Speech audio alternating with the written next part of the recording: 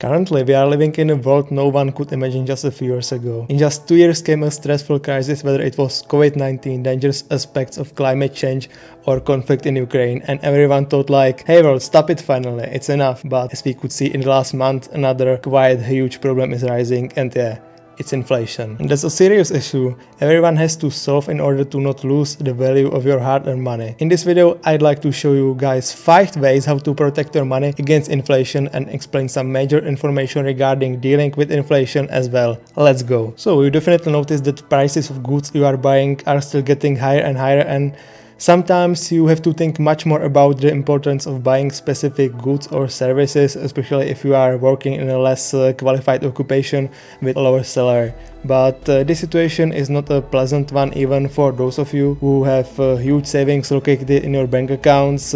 Basically, no one wants to buy less in the future for the same amount of money. So you should be asking yourself what you could do to avoid the devaluation of your money. It means the necessity of finding assets that have the feature of maintaining or even increasing their actual value. In relation to inflation, it's vital to realize that no one will help you with it. It would be foolish to rely on someone else, especially politicians of your country, to take care of you in terms of avoiding inflation. Do you wonder why? Let me explain. Many countries around the world have quite huge debts. That's not a secret, and those billions and billions of debt they have to repay, and to do this would take too much time and work of several generations of people.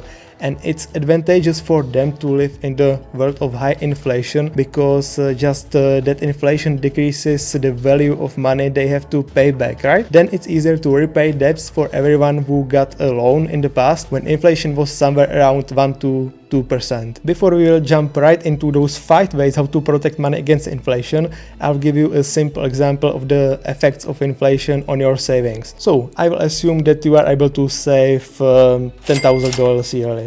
Okay? What will be the real value of this amount of money in 10 years with an average of 10% inflation? Let's calculate. I've already prepared this simple table in Excel and fill in all the necessary values. As you can see guys, from the first year when you decided to hide your 10,000 bucks somewhere under the pillow, this step led to a decrease of value to just approximately $3,486. Of course, this example is quite exaggerated, and average inflation will be probably in long term somewhere around 3, maybe 4%, but it's really important to realize how serious problem inflation is and what it can do with your savings if you will not be wisely choosing assets that will maintain its value in the following years and decades. The main insight is that the only way to avoid inflation is to invest, and it doesn't mean you have to actively manage your portfolio of assets. Believe me, sometimes it's much better to invest passively and for the long term. Now straight to the point and those 5 options that have the ability to protect your money against inflation in the future. Number 1 is crypto.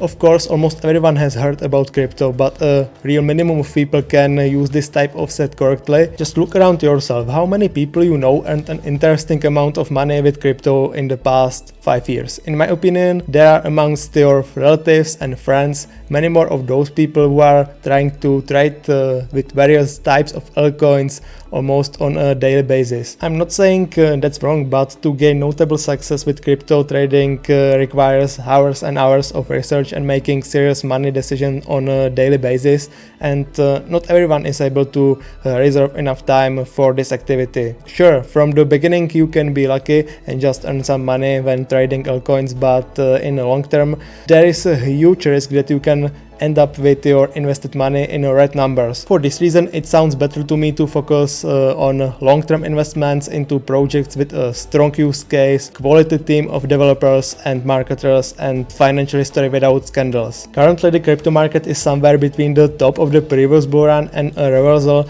to an uptrend. The point is that no one knows when the bottom of the market will come, and for this reason, I would keep on a DCA strategy, which is an abbreviation for dollar cost averaging. For those of you who already don't know what DCA exactly means, I will briefly explain. Basically, the DCA strategy is based on the constant growth of the market, and it can be used not only in the crypto market but even on the stock market and actually in every market that shows constant growth over the years.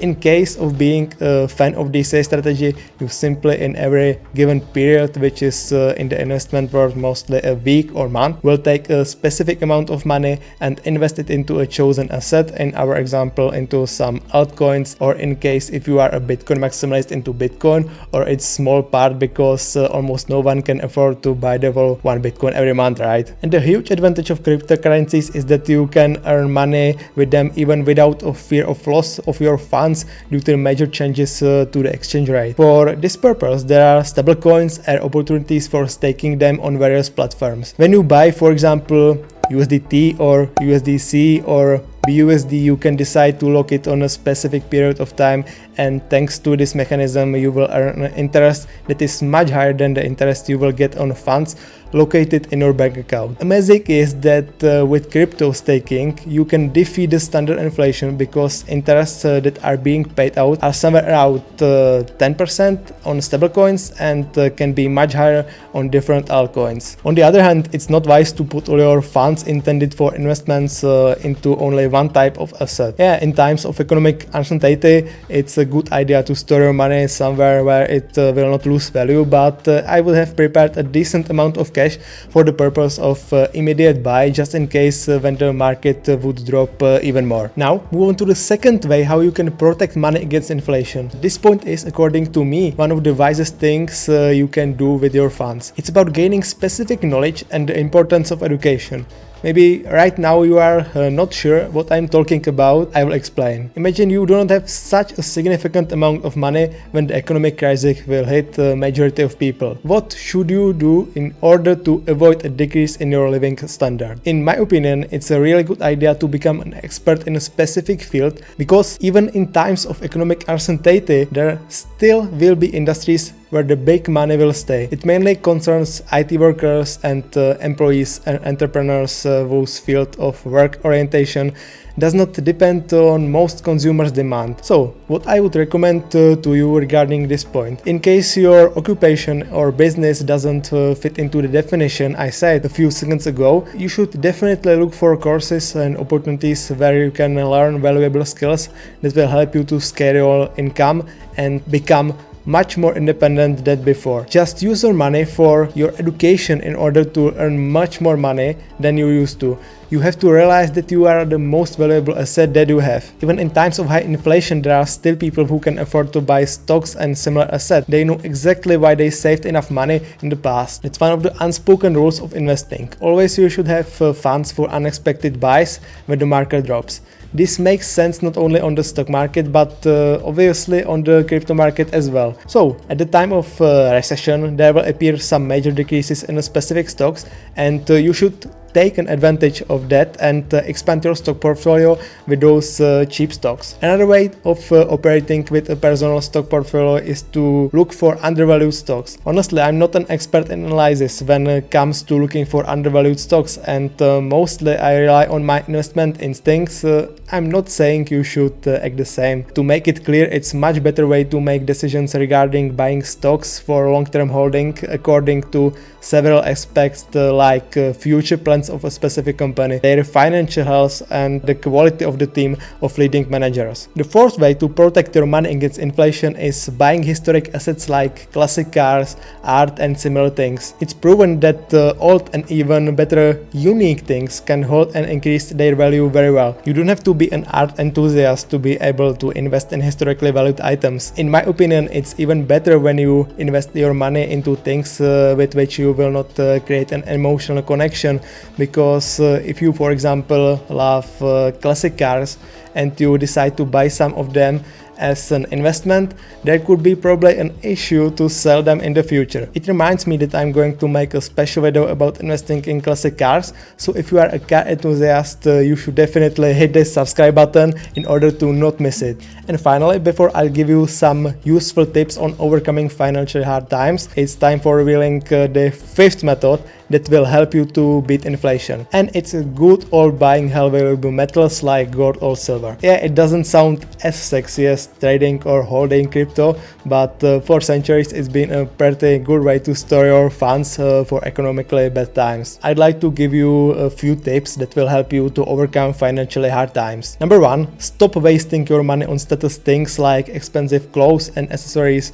It's not vital to show off in front of colleagues and friends. Number 2, before every shopping, make just a basic shopping list. It helps most people who tend to make impulsive decisions, and then they buy much more than they can afford in the long term. And tip number 3, don't buy something if you couldn't afford to buy it at least 10 times. Hope this video was helpful, and see you in the next one. Bye!